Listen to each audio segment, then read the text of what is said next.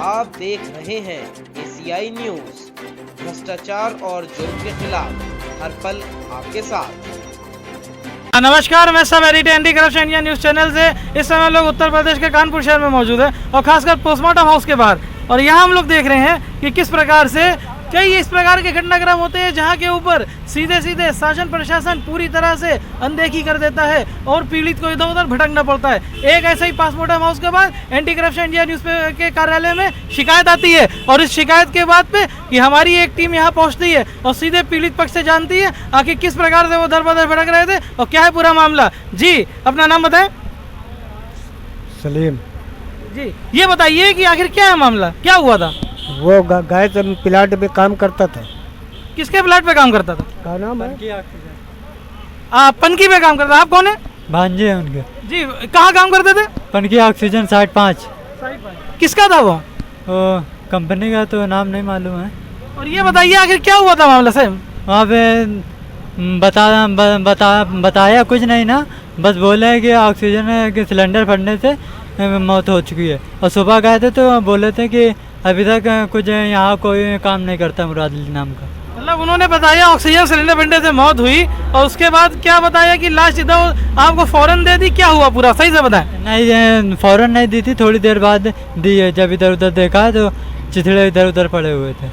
और किस प्रकार का दबाव बनाया जा रहा था आपके ऊपर? दबाव ये बनाया जा रहा था कि यही बात को यहीं ख़त्म कर दीजिए। बात को यही खत्म करने का दबाव बनाया जा रहा था। जी जी, आप कौन है? मैं उनकी बहन हूँ, थोड़ी मुँह बोली बहन लगती हूँ। और उसको यही 4 बजे करीबन घटना हुई है और उसकी मिट्टी हटा दी गई थी, और मिट्टी हटाने के बाद पूरी सफाई कर दी गई थी। और सफाई करने के बाद तब उसको जब उनका भांजा गया एक, तब मिट्टी को मालूम पड़ा है कि नहीं, हाँ मुराद अली मतलब ख़त्म हो चुके हैं। तब वहाँ जब उसका भांजा आया है, जब बताएं, तब उनके बीवी बच्चियों को मालूम पड़ा है। मतलब मृत व्यक्ति का नाम मुराद अली था? हाँ, मुराद अली था। और ये जहाँ काम करते थे वहाँ बता रहे हैं कि ऑक्सीजन सिलेंडर फटने से मौत हुई। हाँ, तो शुरुआत में जो है वो क्या कर रहे थे? इस बात को डिनाई कर रहे थे, मना कर रहे थे। 30 साल से ड्यूटी वहीं कर रहा था। 30 साल से ड्यूटी कर रहा है ऑक्सीजन में वो अगला, और अभी करता भी, मगर वो लोग मिट्टी को गायब करने पे लगे हुए थे। तो किसी प्रकार का वो आपको जो है कुछ आर्थिक रूप से सहायता दे रहे हैं कि नहीं? नहीं, अब देने को जब दबाव पड़ा है तो अब दे रहे हैं, मतलब अब उतना नहीं दे रहे हैं। जब हम लोगों ने थोड़ा कहा सुना किया है, तब वो थोड़ा 6 लाख पे तैयार हुए, नहीं 1 लाख दे के रफा दफा कर रहे थे। मतलब जो है जो प्रशासन है उन्होंने आपके पास जब आपने उनको गुहार लगाई, क्या रवैया रहा उनका? अरे वो कह रहे थे कि नहीं, आपकी वो सुविधा दी जाएगी, ये कह रहे थे कि सुविधा दी जाएगी, मगर जब बात हुई है तब। जी, आप कौन है? मैं उनका भांजा हूँ। जी, ये बताइए कि आखिर क्या रहा मामला और किस प्रकार से पनकी में वो जहाँ काम करते थे वो कहाँ करते थे? पनकी सिलेंडर ऑक्सीजन वाली फैक्ट्री में काम करते थे। पनकी सिलेंडर ऑक्सीजन फैक्ट्री में बता रहे काम करते थे। और ये घटनाक्रम कब की है? रात की?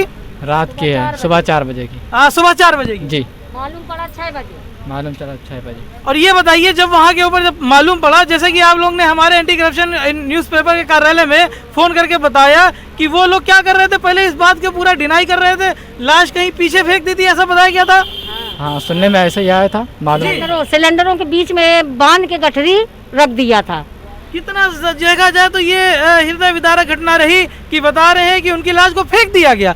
और यहाँ पे और लोग उनसे भी बात करते हैं। जी, आप कौन? उनकी बगल वाली हैं, मेरे भाई है। तो मैं देखने, जैसे फ़ोन आया ऐसे मैं देखी सुनी, दौड़ता आए, हमरा भाग के आए। तो क्या देखना आया तो पुलिस था, पुलिस बगल में पास में ठहर था, तो पुलिस जाने नहीं दे रहा था। तो दरवाजा में सोची थे दरवाजा फाड़ के जाओ, तो फिर दरवाजा खोल दिया। गए तो मट्टी मिल रहा ना था, सिलेंडर के पास में मट्टी रखा था। तो हम कहते मेरे भैया को दिखा दे, मेरे भैया को दिखा दे, तो कोई दिखाया था नहीं। तो बाद में हमरा आके देख रहे थे मट्टी बोरा कटरी की तरह से बटोर के रखा था। तो ये आप लोग ने जब देखा है, उसकी लाश की शिनाख्त पहचान हो गई है, तो वहाँ के ऊपर जो मालिक रहे हैं वहाँ के प्लांट के, उनका क्या रवैया रहा? वो कुछ नहीं बोल रहा था, वो खड़े था, कुछ नहीं बोल रहा था। वो कुछ नहीं बोल रहा था, वो बिल्कुल खड़े था, सन्नाटा था, बिल्कुल खड़े था। कल 4 बजे पुलिस था, कुछ नहीं बोल रहा था वो। ये बताइए किस प्रकार का दबाव बना रहे थे वो? यही दबाव कर रहे थे कि अभी देंगे, लेकिन बता रहे के रफा दफा कर लो, बस यही रवैया थी उनकी कि लाख खान हम दे सकते हैं, इससे ज़्यादा नहीं दे सकते। जब हम लोगों ने दबाव डाला है तब जाके उन्होंने थोड़ा वो किया है कि उसकी लड़की जवान है, शादी कैसे होगी, उसकी ज़िंदगी कैसे उसकी। देखा जाए तो यहाँ के ऊपर जैसा कि इन्होंने बताया है कि इनके ऊपर जब पूरी तरह से शासन प्रशासन का और खासकर मीडिया का दबाव रहा और दबाव बनाने के बाद ही वो इस प्रकार से आर्थिक सहायता देने को तैयार हुए।